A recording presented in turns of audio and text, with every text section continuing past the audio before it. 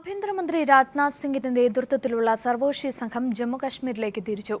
സമാധാനം പുനഃസ്ഥാപിക്കുന്നതിന്റെ ഭാഗമായി വിവിധ വ്യക്തികളും സംഘടനാ പ്രതിനിധികളുമായി സംഘം ചർച്ച നടത്തും. കൂടുതൽ വിവരങ്ങൾ നൽകാൻ എം സന്തോഷ് ചേരുന്നുണ്ട്. സന്തോഷ്, സംഘം എപ്പോഴായിരിക്കും കശ്മീരിലെത്തുക? ഒപ്പം എല്ലാ വിഭാഗങ്ങളുമായി ഒരു തുറന്ന ചർച്ചയ്ക്ക് ഇന്ന് എത്രത്തോളം സാധ്യതയുണ്ട്?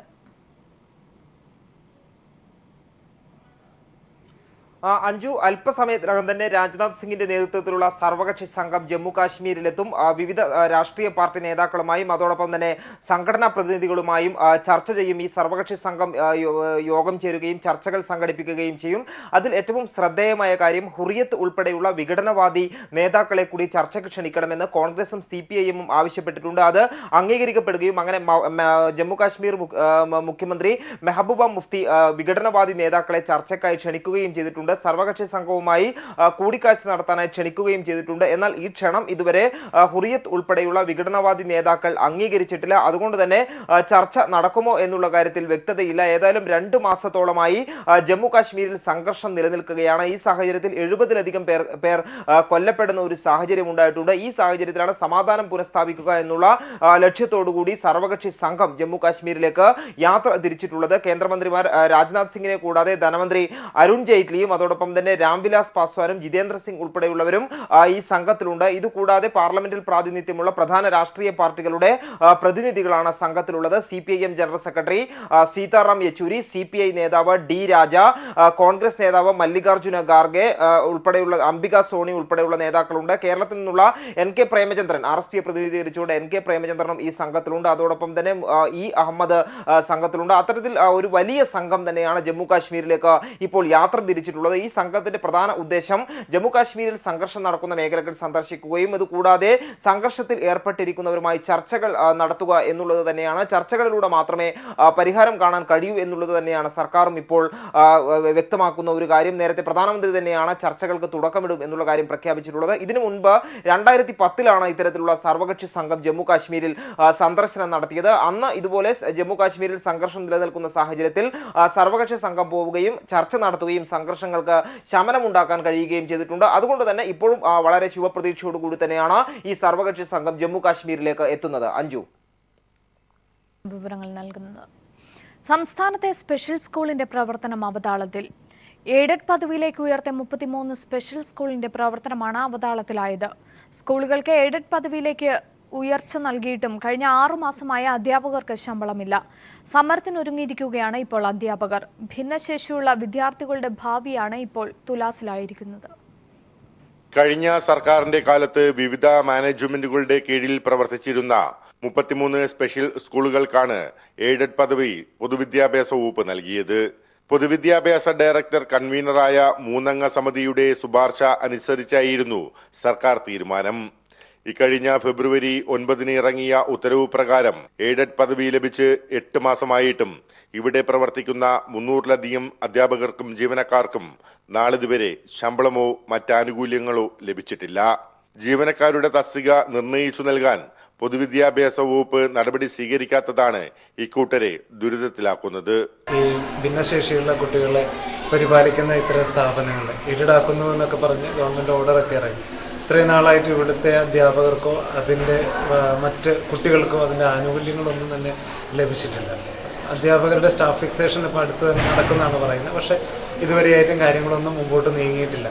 മാനസിക വെല്ലുവിളി നേരിടുന്ന വിദ്യാർത്ഥികളുടെ മലമൂത്ര വിസർജനം വരെ കോരുന്ന അധ്യാപകർക്കാണ് ഈ ദുർഗതി. എയ്ഡഡ് പദവി ലഭിച്ചതിനാൽ ഇവരുടെ വിലാപം മാനേജ്മെന്റുകളും ചെവിക്കൊള്ളുന്നില്ല. ഗവൺമെന്റ് ഇങ്ങനെയൊരു ഓർഡർ ഇറങ്ങിയപ്പോൾ എല്ലാവരും ഏറെ പ്രതീക്ഷയോടെ കാത്തിരുന്നു. കഴിഞ്ഞ ജനുവരി മാസത്തിൽ ഓർഡർ ഇറങ്ങിയതാണ്. ഈ അധ്യാപക ദിനത്തോടനുബന്ധിച്ച് പോലും ഏറെ പ്രതീക്ഷയോടെ കാത്തിരിക്കുന്ന അധ്യാപകർക്ക് നിരാശ മാത്രമാണ് ബാക്കിയുള്ളത്. കാസർഗോഡ് ജില്ലയിലെ എൻഡോസൾഫാൻ ബാധിതരടക്കം ഇങ്ങ് തിരുവനന്തപുരത്തെ കൈത്തറി തൊഴിലാളിയുടെ മക്കളെ വരെ സ്വന്തം മക്കളായി കാണുന്ന അധ്യാപക സമൂഹത്തിനാണ് ഈ ദുരവസ്ഥ. അതുകൊണ്ട് തന്നെ സമരവുമായി റോഡിലിറങ്ങാൻ ഇവർ നാളിതുവരെ ശ്രമിച്ചിട്ടില്ല.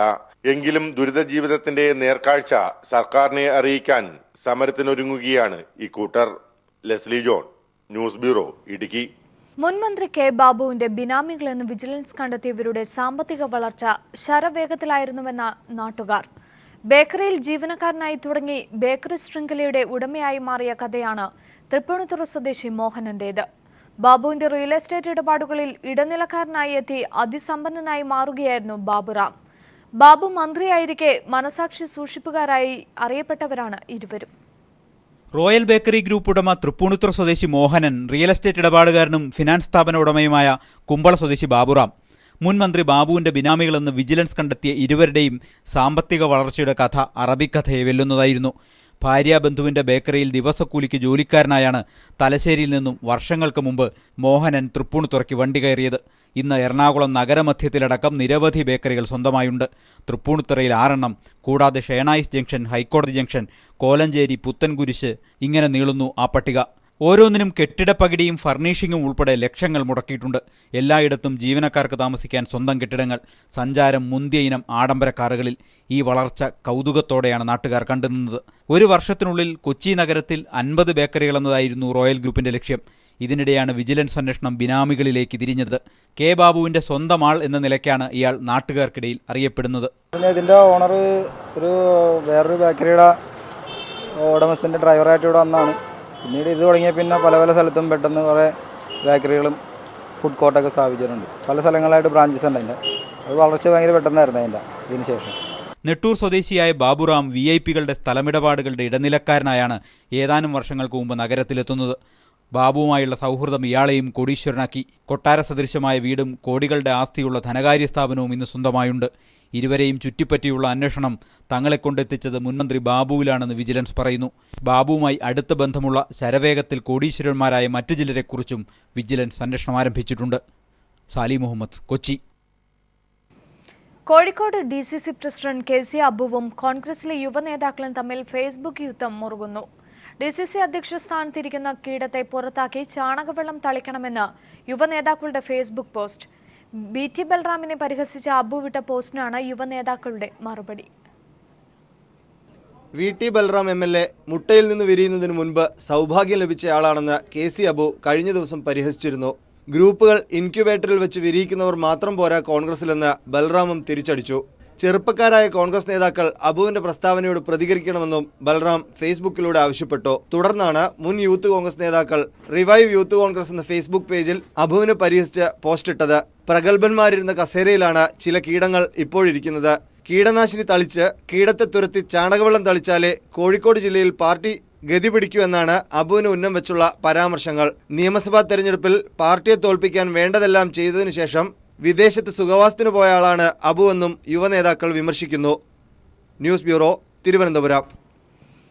BJP വിട്ട് CPM-ലെത്തിയ BJP മുൻ സംസ്ഥാന സെക്രട്ടറി AG ഉണ്ണികൃഷ്ണനും കൂട്ടർക്കും പത്തനംതിട്ടയിൽ സ്വീകരണം നൽകി. CPIM സംസ്ഥാന സെക്രട്ടറി കോടിയേരി ബാലകൃഷ്ണനാണ് സ്വീകരണ സമ്മേളനം ഉദ്ഘാടനം ചെയ്തത്. 230 കുടുംബങ്ങളിൽ നിന്നായി 870-ലധികം പേരാണ് BJP വിട്ട് CPM-ൽ എത്തിയത്.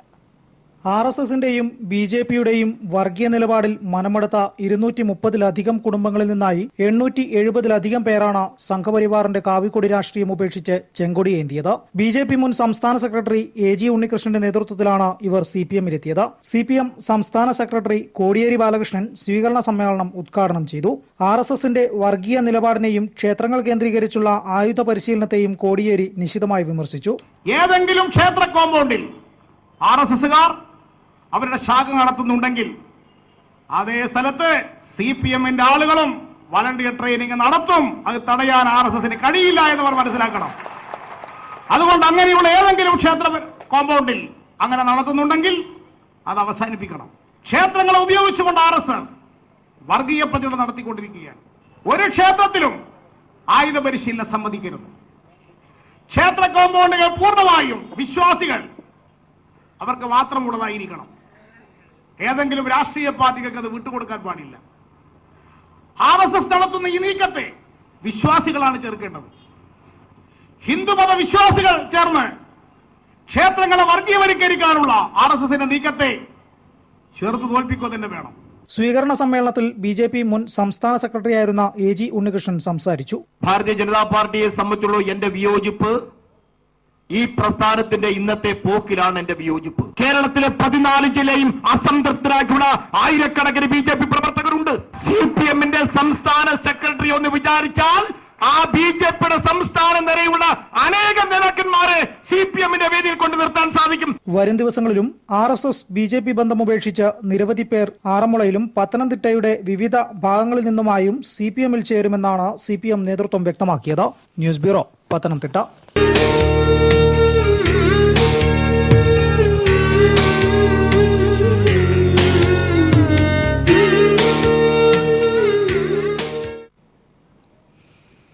ഓണം ബക്രീദ് ലക്ഷ്യമിട്ട് വൻ വിലക്കുറവിൽ ജനങ്ങൾക്ക് സാധനങ്ങൾ എത്തിച്ച കൺസ്യൂമർ ഫെഡ്. 60% വിലക്കുറവിൽ 13 സബ്സിഡി സാധനങ്ങൾ ഇന്നു മുതൽ ഈ മാസം 14 വരെയാണ് കൺസ്യൂമർ ഫെഡ് ഔട്ട്ലെറ്റുകളിൽ വിൽക്കുന്നത്. സബ്സിഡി ഇതര സാധനങ്ങൾ 8 മുതൽ 15% വരെ വിലക്കുറവിൽ ലഭിക്കും.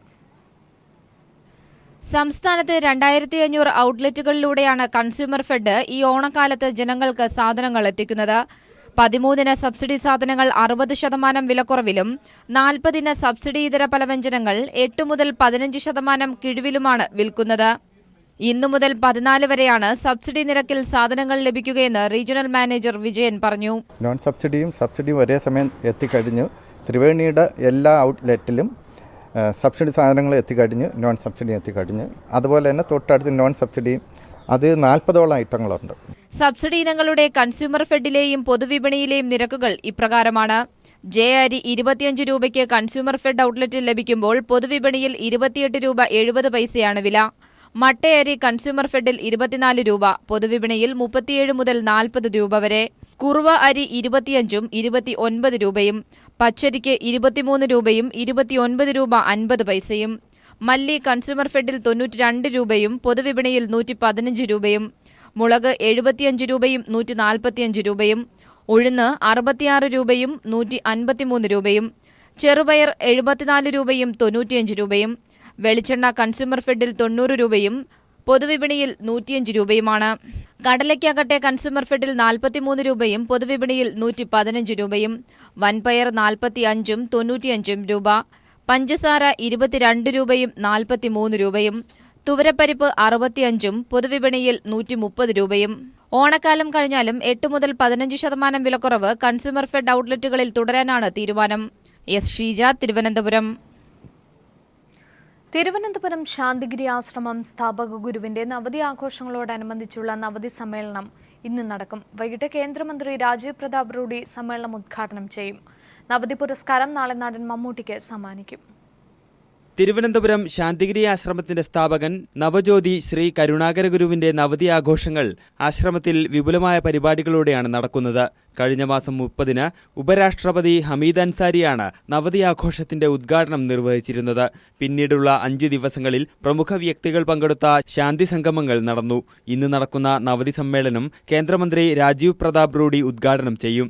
നാളെ നടക്കുന്ന ചടങ്ങിൽ നവതി പുരസ്കാരം നടൻ മമ്മൂട്ടിക്ക് സമ്മാനിക്കും. ശ്രീലങ്കൻ പാർലമെന്റ് സ്പീക്കർ കരു ജയസൂര്യയാണ് പുരസ്കാരദാനം നിർവഹിക്കുക.